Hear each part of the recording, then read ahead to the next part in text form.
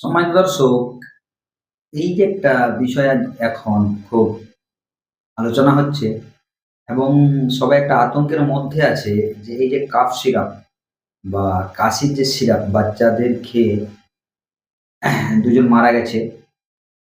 তো এটার জন্য আমরা অনেকেই আতঙ্কিত আছি বা ভয়ের মধ্যে আছি। তো আপনাদের উদ্দেশ্যে বলছি এটার জন্য আতঙ্কিত হবেন না, ভয় করবেন না। কারণ অনেক সময় দেখা গেছে অনেক ওষুধ মেডিসিনেই তাদের কিছু সমস্যার জন্য অনেকের সুটেবল হয়নি বা অনেকের শরীরে সেটা ঠিকমতো প্রয়োগ করা হয়নি। সেই জন্য অনেকে মারা গেছে। তো সেরকমই একটা কিছু হয়েছে। তো এর জন্য ভয় খাবেন না, ঘাবড়াবেন না, আতঙ্কিত ছড়াবেন না। সবথেকে বড় কথা নিজেরা ভয়ে থাকবেন না। অ্যাকচুয়ালি ব্যাপার হচ্ছে কাশির যে সিরাপ বা কাফ সিরাপ এতে কোনোদিন কাশি সারে না বা কাফের ট্রিটমেন্ট এর জন্য কাশির সিরাপ না।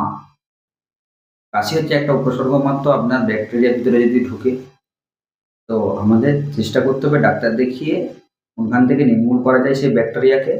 যদি আপনারা কাশির সিরাপ না খেতে চান, না খাবেন। তবু আতঙ্কিত হবেন না। অনেক এখন পদ্ধতি বেরিয়ে গেছে, নেবুলাইজেশন এসে গেছে, আরও ইনহেলার বেরিয়ে গেছে, অনেক কিছু স্টিমের ইনহেলেশন বেরিয়ে গেছে। এগুলো করতে থাকেন, ভয় খাবেন না। এখনও কাশির সিরাপ প্রতিদিন লাখে, লাখে কোটি, কোটি বিক্রি হচ্ছে। এমন কিছু খবর পাওয়া যায়নি। যেটুকু পাওয়া গেছে কোনো একটা ব্যাচের গন্ডগোলের কোনো একটা সমস্যা হয়েছে, সেই জন্য পাওয়া গেছে। তো ভালো থাকবেন, সুস্থ থাকবেন, মানুষকে বুঝান।